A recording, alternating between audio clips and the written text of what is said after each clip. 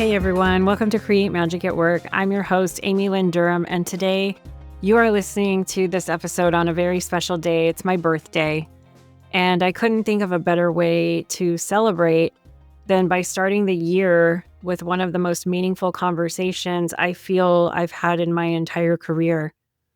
This episode, originally recorded with friend and thought leader Bill Kirst, is a powerful exploration of what it means to hold on to our humanity in the age of AI. I feel it's a critical topic for us to think about this as we step into the new year. And so I wanted this to be the first episode that we all hear as we move into 2025. Bill's wisdom, poetry, and deep insights inspire us to approach technology consciously, ensuring we don't lose the essence of what makes us beautifully human. As you listen, I invite you to reflect on your own vision for 2025, whether you're stepping into new opportunities or seeking clarity in your leadership path. The team at Create Magic at Work is here to support you. We offer personalized executive coaching designed to help you and your teams thrive with wisdom and purpose, and help you maintain inner peace even when you are under great stress. So check out the form in the show notes to learn more about how we can work together. And thank you for being here, for being a part of this community, and for bringing your own magic into the Create Magic at Work world. Let's make this year extraordinary, and let's dive into this unforgettable conversation with Bill Kirst. And I hope you feel the magic. There was so much magic in this episode.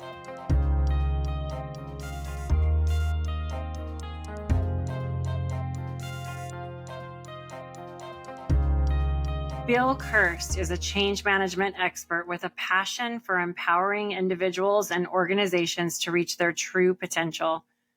With a vision to echo the stories that need to be told and illuminate the truest potential in others, Bill's mission is to spread empathy at scale, leading with compassion in a digital age. Bill brings a wealth of experience in strategy-focused technology solutions and consulting to his roles. As a U.S. Army officer veteran with top secret clearance, he has honed his skills in digital change management, ERP change management, talent development, and workforce communications. His specialties include podcasting, digital strategy, HR cloud, and enterprise collaboration tool adoption. With a diverse skill set and a strong foundation in empathy and connectedness, Bill is equipped to lead change initiatives on a global scale. Currently serving as a change manager at Adobe Technology Services, he works in the office of the CIO to deliver engaging, dynamic, and collaborative digital experiences. His role involves providing change management support and thought leadership through centers of excellence, with a focus on driving technology-driven changes and accelerating adoption of change practices across Adobe. Prior to his role at Adobe, Bill served as a director of change at Microsoft, where he led global change programs to transform culture, empower people, and drive results that delight customers. His accomplishments include leading initiatives such as Viva Sales with Copilot and One Source of Truth for Microsoft content management platforms, with impressive adoption rates and measurable impact. In addition to his professional endeavors, Bill is deeply engaged in alumni activities at Johns Hopkins University, where he serves as a member of the Alumni Council and chairs the LGBTQIA Alumni Affinity Group. Through these roles, he fosters lifelong relationships among alumni and supports initiatives to create a welcoming and inclusive environment for all. With a commitment to fostering empathy, driving change, and empowering individuals and organizations, Bill Kirst continues to make a significant impact in the digital landscape and beyond. Obviously, listening to Bill's bio, you can hear the reason why he is on Create Magic at Work today. Hey everyone, it's Amy Lynn, and you're listening to Create Magic at Work. Create Magic at Work is on a mission to equip senior leaders with tools they need to be a true quantum leader and actually understand what that means. Improve employee engagement, retain top talent, and transform your workplace culture to have less drama and stress. So let's start making magic.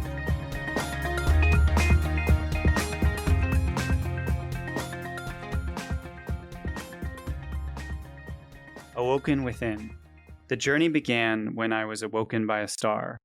I didn't know it then. but my journey would lead me on a search for who I am. Along the way, I experienced growth. I encountered glances of the galactic. I chose to listen inward, everward. As a result, I lost the script. I gained my words. When I reached my destination, I learned all I need to know resides within. Because of my journey, I know I will write the stories that need to be told. I trust the deepening of our journeys. And that, my friends, was Bill Kirst, W.G. Kirst, reading this amazing poem for you titled Awoken Within from his latest book of poetry titled Everword. Run, Don't Walk, to buy a copy, available on Amazon. And our latest guest today here on the show, Bill, welcome to Create Magic at Work. Thank you so much, Amy. It is great to be back with you. It's hard to believe that it was March of 2021 when we connected and you joined my platform and told your story. It's great to be back. Yeah. So for everyone listening, Bill has an amazing podcast himself titled Coffee and Change. And it is such an Edgewalker podcast. The listeners of Create Magic at Work, Bill, are very familiar with the Edgewalker work. And Edgewalkers are people that can build bridges between different realms, whether they're cultural, whether it can be anything, right? And Coffee and Change really does that. And for everyone listening, I have been trying to get Bill as a guest on the show for quite some time. He's a busy guy and he's been traveling quite a bit, but he's an amazing thought leader for change. And he is an amazing thought leader in the space of AI and bringing, correct me if I say it wrong, Bill, but bringing unity consciousness to AI in a really beautiful way for the greater good. So I have been like, Bill, when are you going to be on the show to talk about this with everybody? And the last time that we connected in a recorded conversation was when I was a guest on Coffee and Change. And we just went back and sort of listened to that conversation from a couple of years ago and discovered we did it around a full moon time. And here we are today sitting across from each other virtually, and we are literally on a full moon day.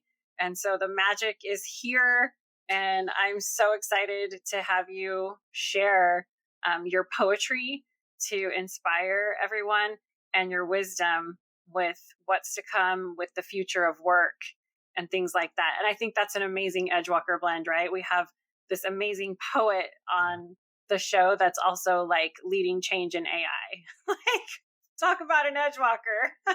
So Bill, welcome to Create Magic at Work. Thank you. It's great to be here. And thank you so much for that reminder and that blending of the Edgewalker. Hello to your listeners, your amazing community. You know, I think back to the conversation that we had on that full moon. And I think it's really interesting how this full moon today is a Sagittarius full moon. And it's literally, you know, we were shooting arrows into the sky over 2 years ago, right? More than 2 years ago now that I think if I do my math. Yeah. And we were sort of attaching some intentions and some notes of possibility and gratitude to those arrows that we shot into the sky. We never knew where they would land, Amy. And it's just been so amazing to watch it all unfold with the pace of change, with all this technology influence, but also emerging, I don't want to say out of, because I don't necessarily think we're out of all the things we learned from the pandemic, but among the pandemic, how many lessons we've been privileged to learn along the way. And we're just getting started. So yeah, I love the Edgewalker concept. And I also want to thank you for recommending me to be interviewed for the Canvas Rebel, because in that interview, I was able to identify this blend of what I am, which is a rebel healer. And those two words came to me in that interview. And a few people have grabbed onto that and said, hey, I really like that. You're a rebel healer.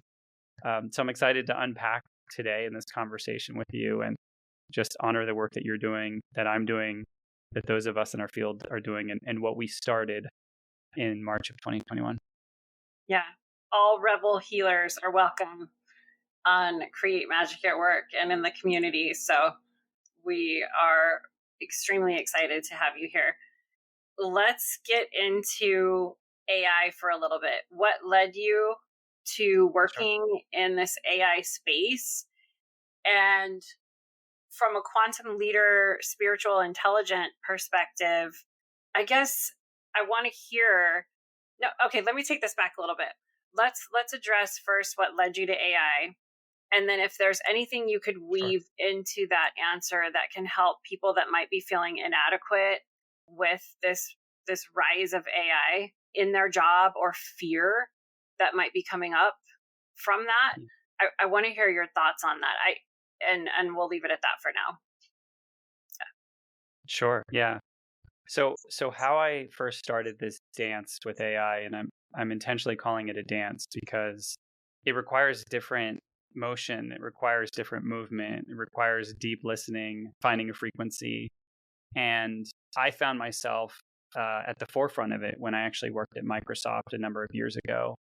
And as you mentioned, and in the bio, that I've been leading teams and organizations and people through change for close to 25 years now. So I've seen many arcs of change, many trends of change. And this AI trend, as we're seeing this era of AI, is that next evolution for us. And it is significantly consequential for our generation, probably the most significant change we've seen, I would say, since the advent of the World Wide Web.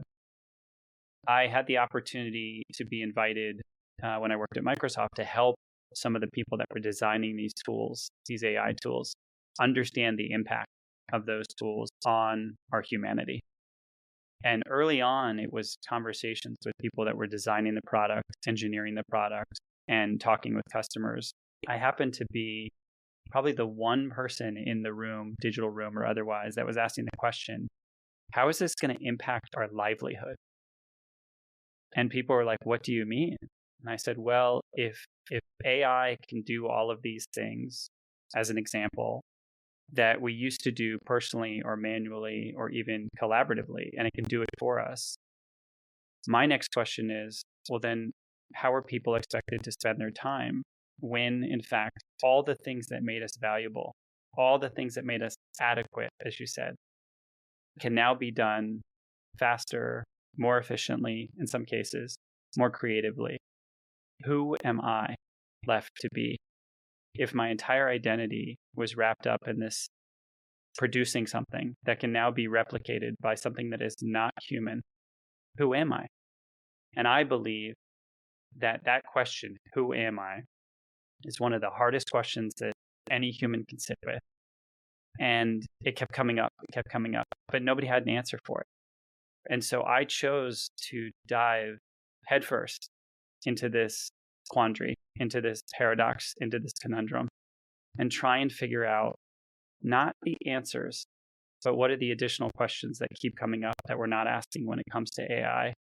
And as a result, I've found myself at the intersection now of guiding large companies, teams, nonprofits, schools. When they're looking at AI, it's not just about the benefit and productivity and efficiency, but it's what about the humanity? What does it do to us? What do we give over to it? And part of the reason I chose to start my publishing career, if you will, with poetry is because we're in this soup of generated content. It's a lot of content being generated by machines, not by humans. And that's only going to accelerate. And I chose very intentionally to start with poetry because I believe poetry is an art. It is a craft. It is a spiritual speaking. And no machine can do it as beautifully as a human. So I wanted to make my imprint and tell people, I have a point of view on this, and I think we need to work really hard to hold on to our humanity at this time. And so that's how I got into it. And the more I learned and the more I continue to learn, because it's changing every day, Amy, And you mentioned that word inadequate. I think it's a beautiful word. How do we hold the inadequacy and hold on to our humanity? These are the questions I'm asking when it comes to AI. It's not just about implementation, it's about implication. It's not just about collaboration, it's about culture. It's not just about savings, it's about spirituality. And anyone can read the headlines right now. Right? The latest one I read is Scarlett Johansson is actually suing OpenAI because they used her voice from the movie Her on their latest model. Right? That is an essence of someone's humanity that has been taken and replicated and put out there. If we continue to do that without honoring, without recognizing, and without healing, we're going to lose who we are. And I, for one, don't want to do that. Yes, really beautiful perspective. So as a quantum leader, how do you see ways that we can incorporate higher levels of consciousness into AI? It's an amazing question. I think there's a couple things that come to mind for me. And the first one is quantum, because we're talking about quantum computing, right? The power of quantum computing that's making all this possible. The other piece I want to have people think about is quantum entanglement. And to me, it's very much about the intention and the manifestation that you put into these technologies that determine how we live. Because to me, we're at this precipice now where it used to be culture that influenced the technology that we built to improve or enhance our lives. It is now technology that we are building to either influence and impact or enhance our culture. And I actually think that switch happened almost overnight and while we weren't looking. And if we're not careful, and in some cases this is already happening, there are many people that are sleepwalking through this. And they think that they are, in fact, guiding the ship, but the ship is guiding them. So when I think about the quantum element of this, the quantum leadership of this, I encourage people to go back to the core basics of stillness, of intention, of meditation, of nature.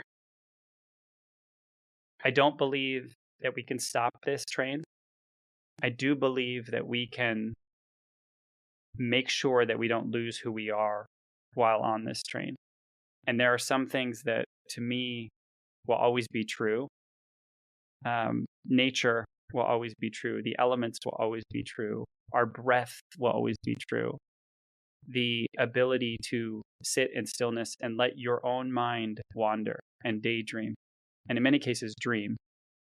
And some people have, these dreams that actually tell them things. A lot of stuff downloads to us, and when we are in a state of rest, a deep, deep rest. To me, that is where the sanctity and the sacred art is going to come from. That's where the poetry is going to come from. That's where innovations that will not be made by machines, but will only be crafted by man or woman, will be possible. And to me, it's almost like we're going to have a different kind of renaissance. There is an awakening happening. I think you were early on in that. I was early on in that. I think there's a number of people that silently are having an awakening and choosing to use this technology differently, not to give over to it, but to let it augment, to let it be a companion. And that's where I get excited, because it can open up a lot of possibilities. And to me, the currency still resides in the questions, not in the answers. There's a level of loneliness that the world is battling. It has been battling for a really long time. And when people type into a chat GPT or a Copilot or anything of that realm, there's a few things I know to happen. One is those non-human entities will never tell the person that's entering the query in that they're wrong. And that's a wonderful feeling, but it's a false feeling. Interesting. The other part is the people that enter that query, oftentimes I believe that they're doing it from a place of loneliness.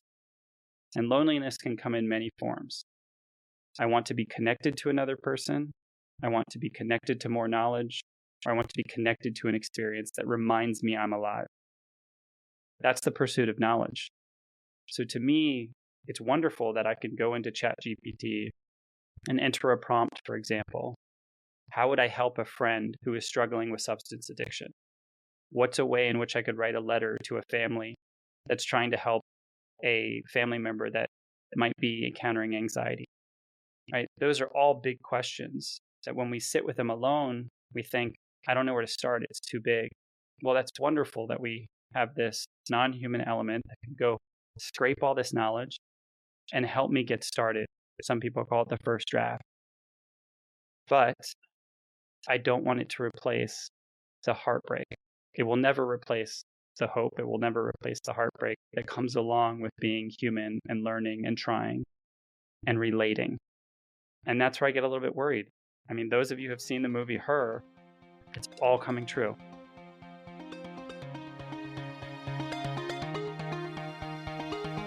All right, it's time for a fun, playful, quick break. And it's time for you to discover your spiritual intelligence at work. So over here at Create Magic at Work, we are not just a great podcast. We are an executive coaching firm, a team dedicated to helping leaders like you create healthier, more fulfilling workplaces. Whether it's through private coaching, transformative workshops, or impactful keynotes, we're here to help support your journey to have less drama and stress and more magical moments in your life. So have a little fun. Take our quick quiz in the show notes and see where you stand. Discover your spiritual intelligence at work. Click on the link in the show notes and reach out to us for support if you need it. Sending magic to you. Want to go to the part where you said some people are using it sleepwalking? Because obviously the huge energy of our conversation is to use it consciously and to perhaps use it in a way that can ripple out for the greater good. Can you give me some examples of ways, what you mean when you say some people are using it sleepwalking? Sure. Yeah. So I would say it's probably not too dissimilar from the way that we use social media. So if you think about the way we use social media, and we've all seen the examples where people endlessly scroll, they're whether it's on TikTok or Instagram or Reels or Shorts or whatever it is that you choose to spend your time on there. Whether we know it or not, we're putting our energy force into that. And each time we are scrolling or watching, we are feeding a machine. We are feeding it input and data, and it's feeding the algorithm. And that algorithm is hijacking our senses. It knows what a dopamine hit is. It knows how to intentionally trick you into thinking that you're being served up the thing that you need most in that moment. And that is all done unconsciously, and I think quite dangerously. And there's a lot that people can read about how families and organizations are trying to take back that sacred power. And sadly, I think we're losing it back. And the reason is because at the base, we're animals. We're humans, but we are animals. And we can easily be hijacked by that sort of pleasure principle or that sense of connection, which is actually false connection. If you take that into AI, I think it gets more complex, more profound, more quickly. Because we now have introduced, this container in which I can go into, I can ask it questions. I can have a conversation with it. I can create with it. I can tell it to play devil's advocate. I can tell it to be my best friend. All of this is creating essentially this falsification of the human experience. And there already are personas being created. Kendall Jenner has one out there, right? That you yourself can have essentially what appears to be to you a conversation with Kendall Jenner, but it's not really Kendall Jenner. It's an avatar that has been backed up by a large language model to make it seem that Kendall Jenner can be your best friend.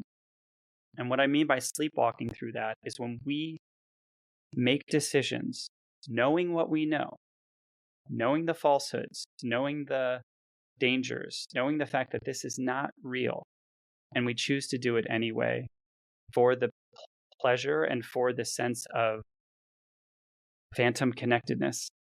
That to me is sleepwalking through it. And that is dangerous because we lose a sense of what is real. We lose a sense of what is pure. And that's why I believe that beyond all this, I don't know what it's going to look like, Amy, but beyond all this, I think we're going to turn back to the Stoics. We're going to turn back to the philosophers. We're going to turn to the poets, because those are going to be the only sources of knowledge at some point that weren't written or co-written or co-created by a machine. So that's where I'm spending my time, to make sure that I'm not sleepwalking. When you shared all of that, I was thinking that is like one of the true differentiators between ego versus higher self. How am I going to consciously use this tool? And if I'm using it to feed my ego, I go back to you saying it's never going to tell you you're wrong. That feels a little dangerous to me, unless we're aware that, hey, this is a tool I'm using and I'm still me. I still have my thoughts, my human experience, my feelings. I'm not using this to feed my ego or to connect with something that is phantom. I love how you said that. So I think that for me, just in you sharing all of your insights, it's like, how do I ensure this isn't feeding my ego when I'm using this? And a lot of us use ChatGPT. I'll write something and I'll pop it in and be like, hey, is this grammatically correct? Like, just quick, right? When before my mom used to be a proofreader for court transcripts way back in the day. And, I'd have to print it for her, take it to her. She'd have to mark it up with a red pen. And, it took a couple of days to get things back in that process. So now I throw it in, is this grammatically correct? And then I consciously was noticing, like, am I leaning too much on this thing to tell me what's right? Or to tell me what I wrote could be tweaked in a different way when this is just coming from my essence. And that's, we both, I love poetry. I love art. I love all of those things. So I love this blend of what we're bringing to the table today. And you write a poem in Everword that speaks to that struggle, to me anyway, when I read it. And I'd love for you to share it. And it's called We Fight the Autofill. And I think this is a great time to share that piece. Absolutely. I will preface with there is some strong language in this. So for those listening, I won't censor it. I think that's okay for you on this particular one, Amy. Yep, we're okay with that. Perfect. So it's titled We Fight the Autofill. Isn't every entry a tug of war with a wiser machine? Suggestions are supposed to be shaping, but it feels like it's just excavating, eviscerating. Me, if not for my words, my purest thoughts unheard, then who am I left to be in a sea of soliloquy? When I say my every win, I mean my every win. Don't force your wares and days on me, so suggestively, surreptitiously, lazily. Will we ever see? I fight. I choose to fight.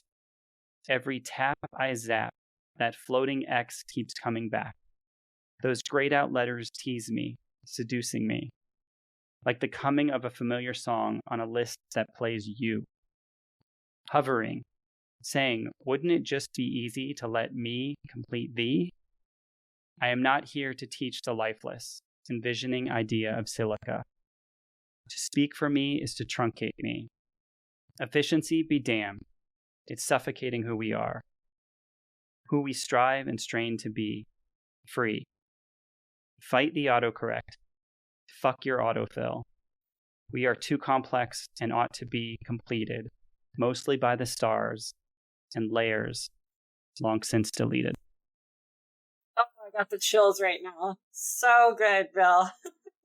I mean, it was almost like an art piece describing what I just said, like me having that internal struggle, like you just put that into a poem.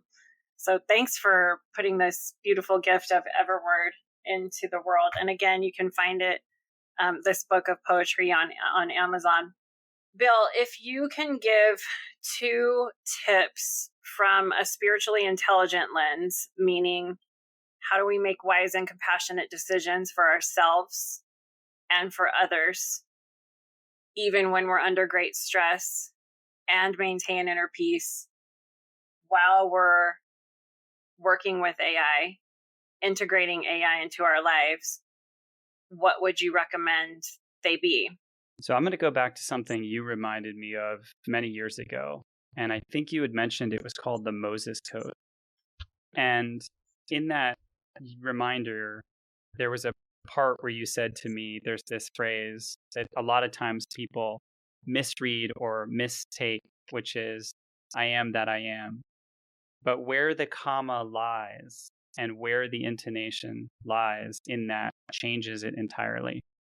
So I remember in our discussion, it was quite an emotional part of our discussion towards the end.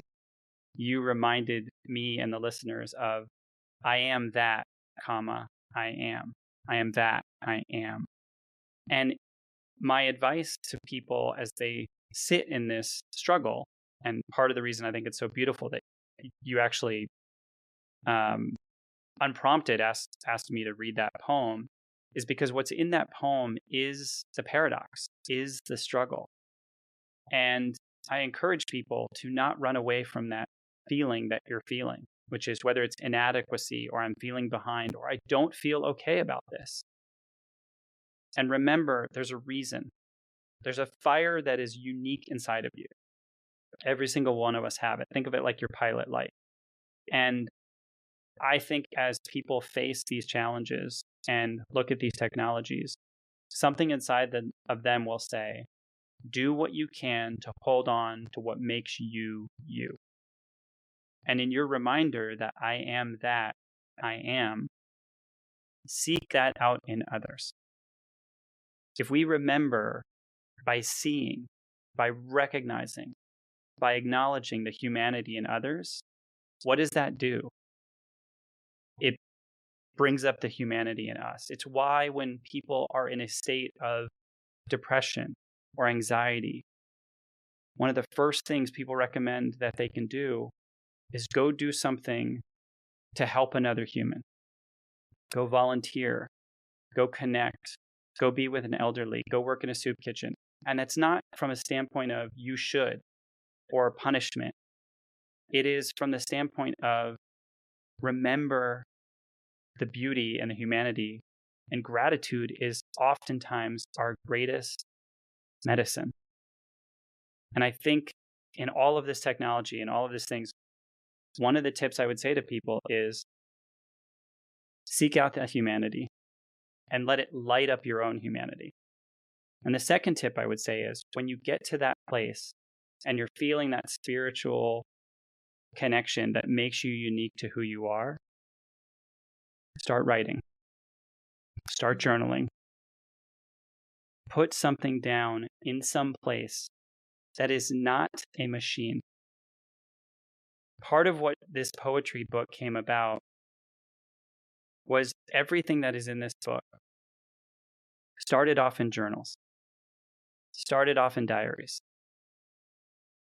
And they weren't back to back. They weren't on, sequential pages. They were spread across diaries over the course of 20 years. And at some point in my life, I needed to revisit those things.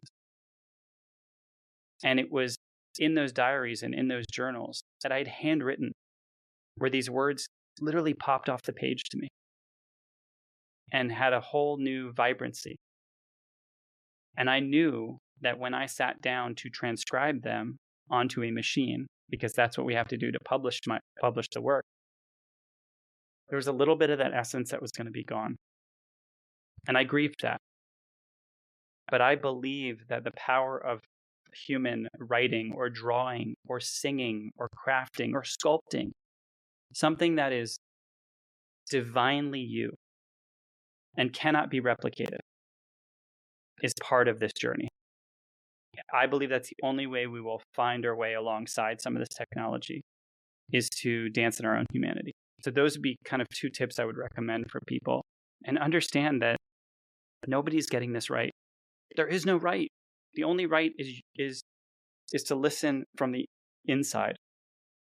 Understand your convictions, stand in your values, assess these things through those lenses. That's the only right answer. Love how you have taken us back to like the raw essence of being a human with this simple tip of writing your inspirational downloads or hits on a piece of paper and not putting it into a machine. Yeah. It sounds so simple, yet I found myself at one point, I was writing something by hand and I was like, I don't even know how to write anymore because I've typed so much. Right. Do you recognize your handwriting anymore? Exactly. And that is true human essence. There's nothing in between that. Your words on paper and the awareness that you have of grieving, putting your poetry into a machine, and then it is just so profound. Yet that is something that everyone can take away and really hold on to with our humanity. I'm going to ask you a classic Edgewalker question. I mean, you're such an Edgewalker.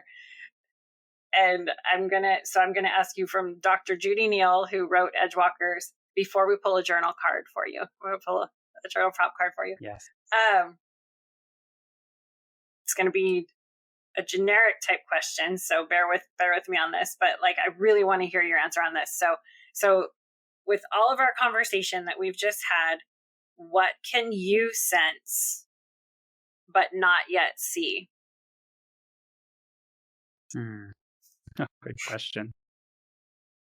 So I can sense but not yet see that we will over-index on all of this, that people will get to a place where they cannot trust anything. They do not know whether it has fidelity, whether it has provenance, whether it has credibility.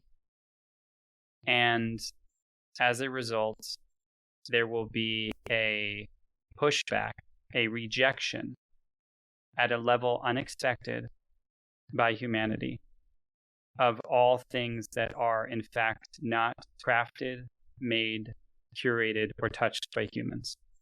And so if I close my eyes and I think about it, I can literally imagine us almost having a reverse revolution where people are going to want to go into spaces and places that have only ever been influenced, made, structured, or put together by human ingenuity and human imperfection. So I think there's going to be these imprints of imperfection that suddenly become far more priceless than anything that resides in the ones and zeros. We may find ourselves going, or it appears that we're going backwards at some point. I hope that is not triggered by some cataclysmic event, but I sense that. And it's in those moments we will need our humanity. If all of this turns off and all of the power is gone, it doesn't really mean anything. And then we're left in our homes with our books and our candlelight. And our journal prompt cards, hopefully. And that, to me, is what I sense, but I cannot see yet. I'm trying not to paint too dark a picture, but I think you know where I'm going. Yeah, thank you for sharing. This was such a powerful conversation. I'm gonna pull a journal prompt card for everyone listening. We're gonna give everyone a message today from the universe on this beautiful full moon day.